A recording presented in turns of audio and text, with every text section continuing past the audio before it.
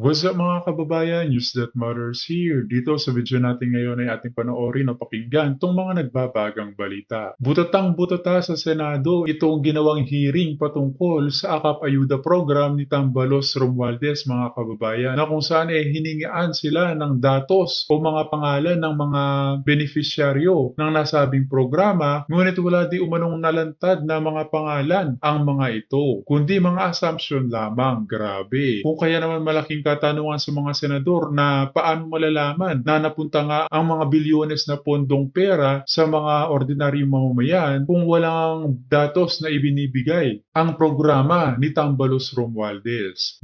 Something fishy nga naman. Nahalata na naman ang kanilang mga balak na nakawin ang pondo di umano. Pero bagong lahat mga kababayan, huwag niyo po sana kalimutang mag-like at subscribe para updated ka sa mga uploads ko araw-araw. At yun na nga no, mga kababayan, dagdag pang balita na binutatan ni Sir Ted itong ipasa ang sex education sa ating bansa, no? Pero ang bira niya ang bansang Pilipinas napaka-conservative na bansa dahil karamihan mga Kristiyano at Muslim. Pero pagdating sa mga pagnanakaw ng mga pulpol na politiko, okay lang di umano. Grabe naman. Tama nga naman na puro na lamang nakawan ang nangyayari ngayon sa ating bansa. Kung kaya naman hindi ko na patatagalin pa, ito na ang buong video. Para bigyan daan ng eleksyon at magbabalik sila sa Hunyo 2. Attorney Alam mo yan, ano yun? mapapansin mo yung impeachment na pinayal, nakapimpin lang dyan sa office ng Secretary General.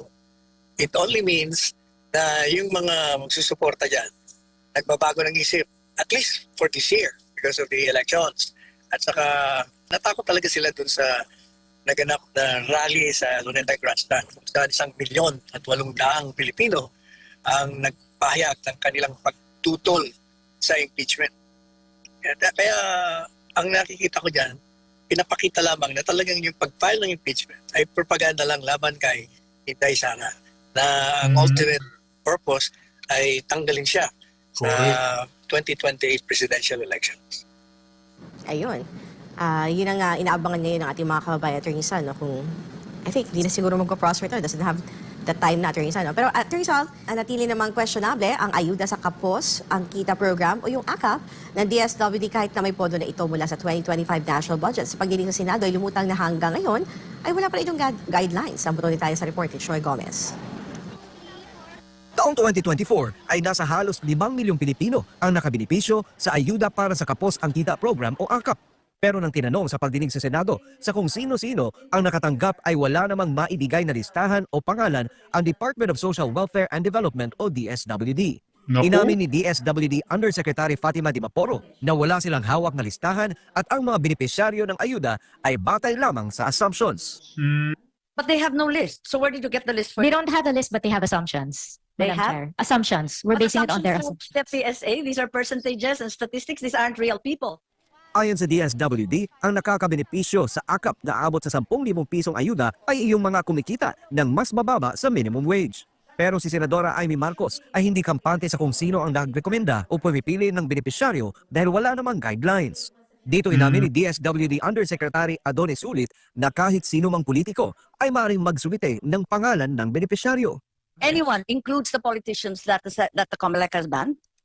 Yes, it can we are- include. Grabe mga kababayan, ganyan kadumi itong AKAP Ayuda program ni Tambalos na walang mga datos o pangalang isinusumite ang DSWD patungkol dito. Paano malalaman kung naibigay nga sa mga tamang beneficiary ang mga ito, no? What if na lang kung ibulsa ng mga nauupo yung pondo na yan, dinanakawan na naman tayo mga kababayan ng bilyon-bilyon. Grabe naman yan. Hindi tama to mga kababayan. no list in our possession, whether with DOLE or NEDA, walang listahan. Sino si anyone?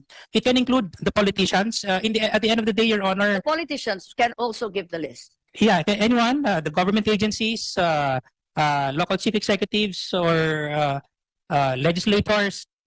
Tumbok ng Senadora ay kung bakit hanggang sa ngayon ay wala pa rin karagdagang guidelines ang AKAP na may conditional implementation matapos i-veto ng Pangulo sa 2025 budget. Kaugnay nito ay nakatenga pa rin ang hiling ng DSWD sa COMELEC na bigyan ng exemption ng AKAP sa election ban.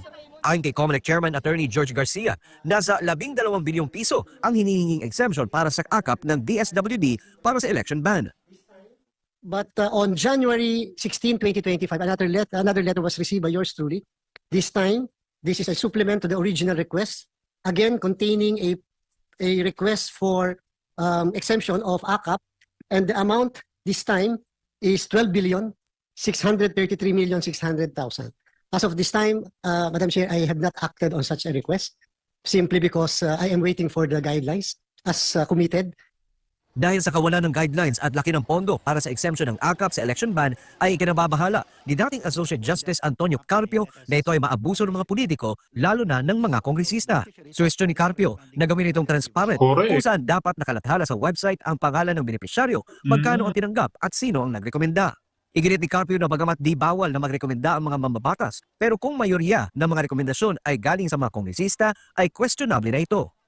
And if they don't follow the recommendation of the congressman, only let's say 20-25%, I think that's fair enough na you are taking into account the recommendations of everybody. Pero pag majority are recommendees of congressmen, may problema tayo. Para sa Diyos at sa Pilipinas, kumahal. Troy Gomez nag-uulat, SMNI News. Ayun, Attorney Sal, patungkol sa AKAP, wala bang fishy na nangyayari sa pagmamahagi ng AKAP, Attorney Sal? At yung guidelines nga, hindi pa klaro. Sinadya naman niya na magiging hindi klaro para makapasok ang mga politiko. Wala nang bago dyan. Kahit anong gawin mo dyan, palaging papasok ang mga politiko. Kasi may access sila eh. Kaya hindi ba ang aking advocacy, i-abolish natin muna ang Kongreso, tayo ng revolutionary gobyerno. Baguhin natin ang sinikang batas. Wala nang access, miyembro ng Kongreso sa budget, pera. Yan ang solusyon lang yan. Otherwise, wala. Kahit anong gawin natin yan, palaging ganyan, paulit-ulit lang.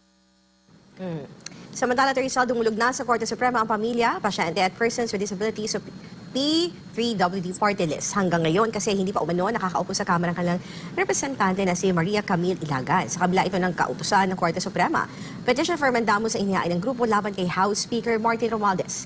Hinahabol ng kampo ay masagwa ang oath-taking bago mag-recess ng Kamara ngayong linggo. Dapat din daw mahiya at maawa si Romualdez sa mga naghihintay na benepisyaryo ng partido. Anya, milyon na ng mga PWD naghihintay na kanilang mga programa at iba pa ng mga senior citizen at mga cancer patients na gustong tulungan ng party list. Anong masasabi mo dito, Attorney Sal? Power tripping po ba daw ang ginagawa ng House Speaker? Kasuhan nila sa ombudsman. Kung ayaw sumunod. Korte Suprema, file sila doon, ay pa-contempt nila, ganun lang. Kaya talagang hindi gagalaw yan. Ano mga kababayan, gusto nyo ba na umabot pa tayo na maging presidente itong si Tambalos? Ngayon pa lang ay kitang-kita na ang ginagawang pag-power trip di umano nito. Grabe. Dito pa lang nga sa AKAP Ayuda program niya sablay na. Paano pa kaya kapag siya nang naging leader ng ating bansa? Kawawa naman ang ordinaryong mamamayan. Ay pa naman tayo, formal na pong kinasuhan si dating Philippine Charity Sweepstakes Office o PCSO General Manager Regina Garma at iba pang reklamong pagpatay laban kay PCSO Board Secretary Wesley Barayuga noong taong 2020. Inihain ng kaso ng National Bureau of Investigation o NBI at ng Philippine National Police Criminal Investigation and Detection Group o PNP-CIDG sa Department of Justice itong Lunes, February 3, 2025. Ang paghahain ng reklamo ay batay na rin sa kanilang mga ebidensya na nakala. Partikular na inihain laban kay Garma, maging kay dating National Police Commissioner, NAPOCOM Commissioner Edilberto Leonardo at iba pa ay mga kasong murder at frustrated murder. Matatandaan na nitong September 27, 2024, itinuturo sina Garma at Leonardo bilang mastermind sa pagpatay ni Barayuga, ngunit itinanggi ito ng dalawa. Attorney Sal, anong masasabi mo ito sa sinasabing lang reward system di umano sa war on drugs ng Duterte administration? Unang-una, ang napanood ko doon sa ginawang congressional hearing ay yung paiba-ibang mga pahayag ng mga resource persons na nagpapakita lamang na hindi totoo ang mga pinagsasabi nila kasi paiba-iba eh. Pangalawa, alam mo hanggang ngayon hindi ko alam kung si Colonel Garma ba nakabalik na yan? Kasi mula na tayong narinig, mula nung pinapadeport yan dito sa Pilipinas. Whatever happened to her, nobody knows. It appears. Naging tahimik na. Pati media, walang alam. Dahil wala akong nababasa anything about her. Kung nandito ba siya, o nasa Amerika ba siya, o nakakulong siya, whatever.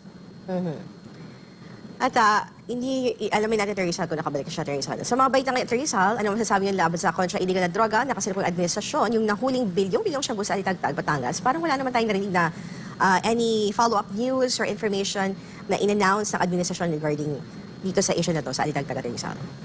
Yan nga ang problema. Pag may pumuputok na magiging daan para patikusin ang administrasyon. Nawawala sa balita.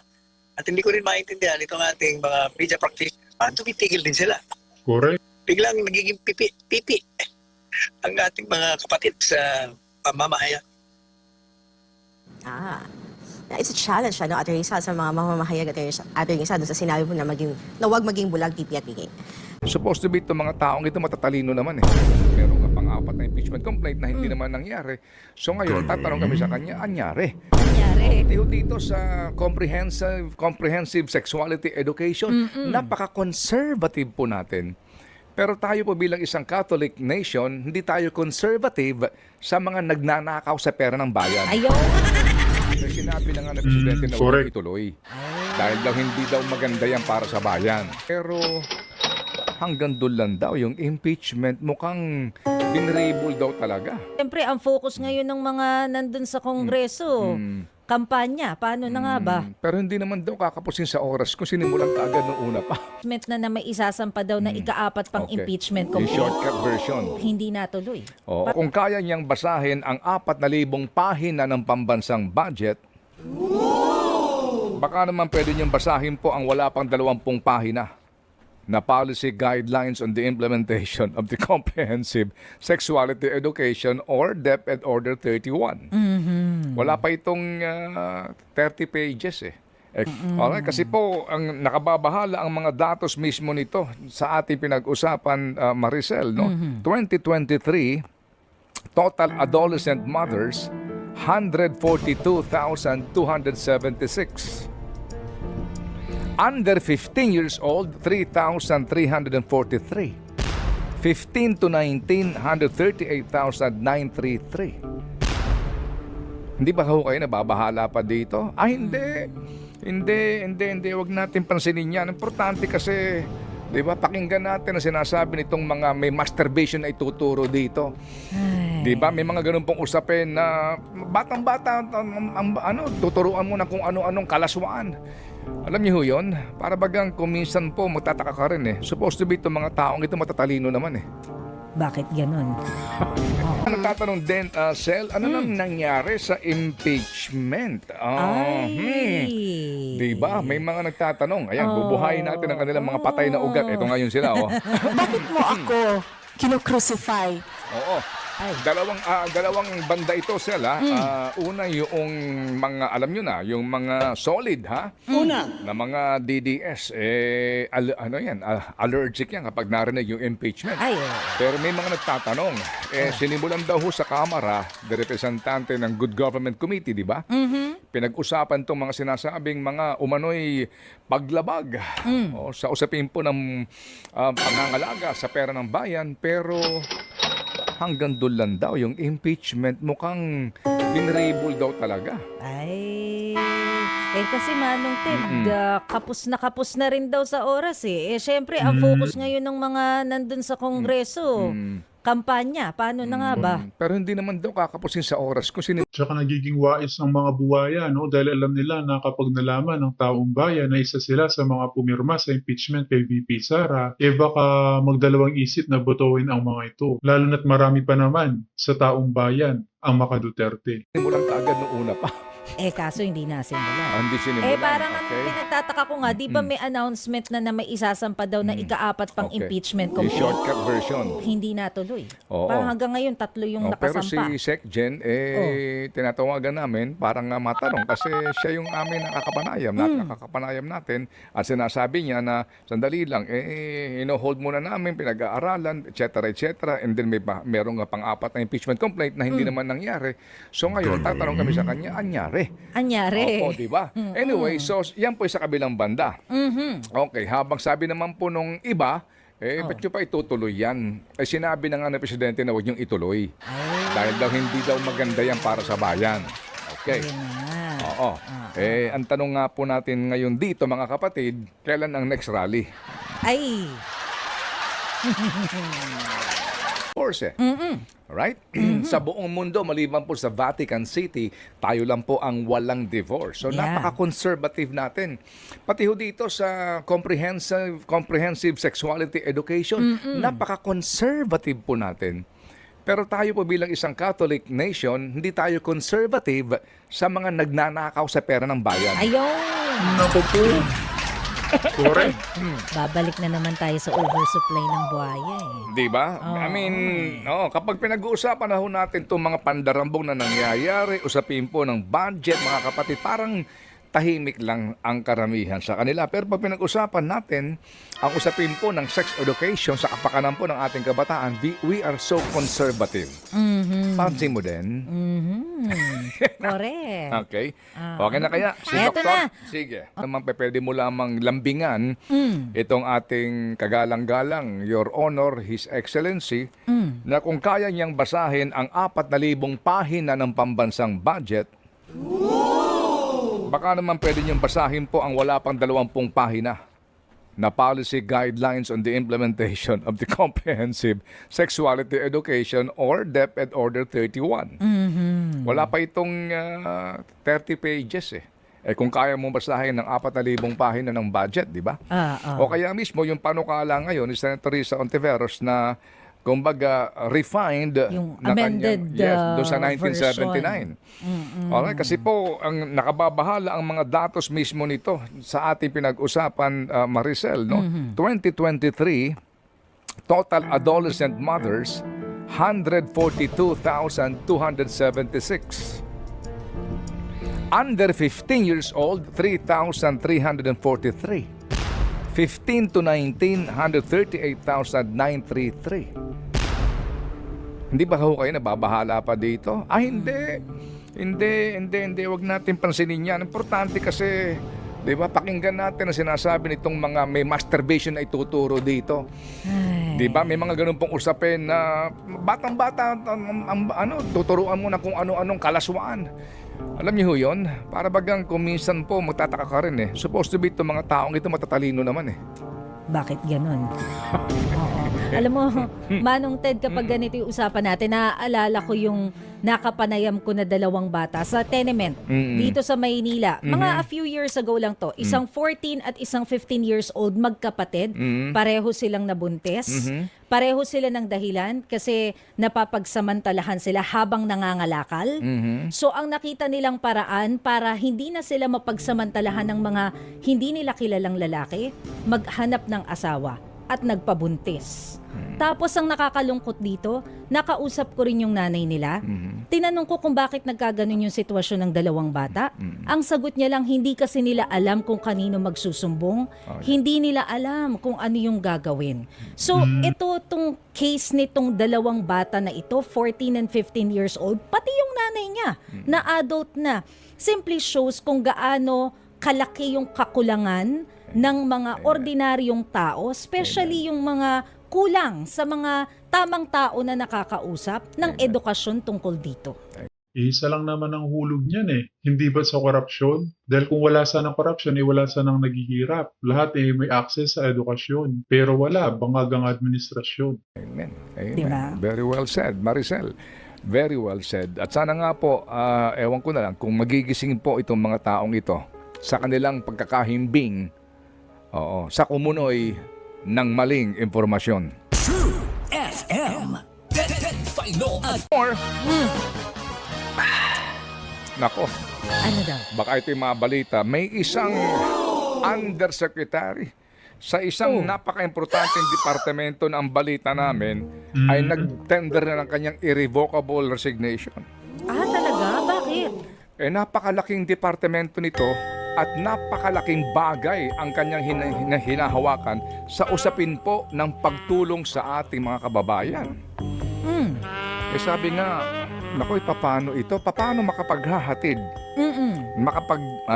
Makapag-deliver ng konkretong proyekto na matatapos nga sana bago ang 3 remaining years ni Pangulong Marcos Jr. itong pangyayaring ito. Paano nga? Ang sabi daw ho nung naturang Yusek, doon sa, kasi pag ito'y nakakapanayam namin, ramdam mo rin sa kanya yung yung problema. Yung problema sa kanyang sektor. Nasabi niya, ang daming problema, ang sakit sa ulo. Ang sabi niya, pinakahuli, alam mo, ano na lang makakatulong sa atin sa isyong ito? Ano daw? Justice League na lang daw. Paano na yan? Yun na lang daw ang pwede nating sandalan dito. Ibig sabihin, hindi maaari sabihin na bahala na si Batman. Kailangan sanib puwersa. Justice League na. At yun na nga no, mga kababayan, narinig natin itong mga dalang balita nila Atty. Panelo at ni Sir Ted Filon. As always mga kababayan, kita na lang ulit tayo sa ating next vlog. Huwag niyo po sana nakalimutan mag-like at subscribe para updated ka sa mga uploads ko araw-araw. Maraming po salamat mga kababayan. Ingat and God bless.